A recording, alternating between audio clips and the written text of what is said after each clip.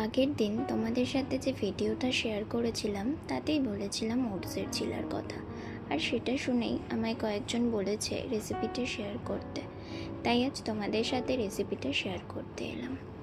একটা বাটিতে ওটস, সুজি, টক দই, একটু সামান্য জল দিয়ে মিক্স করে নিলাম।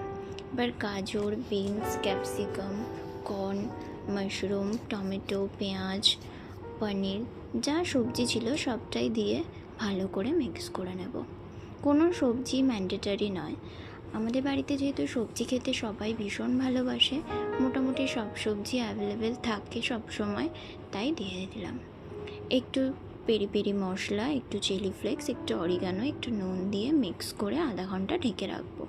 কোনো মশলাও ম্যান্ডেটারি নয়।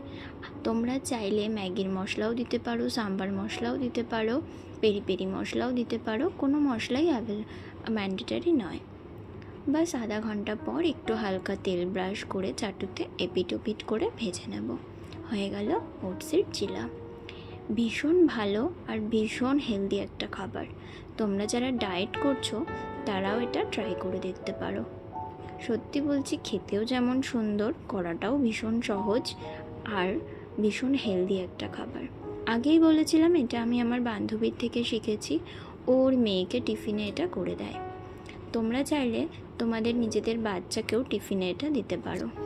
বাচ্চাদের জন্য এটা ভীষণ হেলদি একটা খাবার হবে। তো কেমন লাগলো ভিডিওটা অবশ্যই জানিও। টাটা।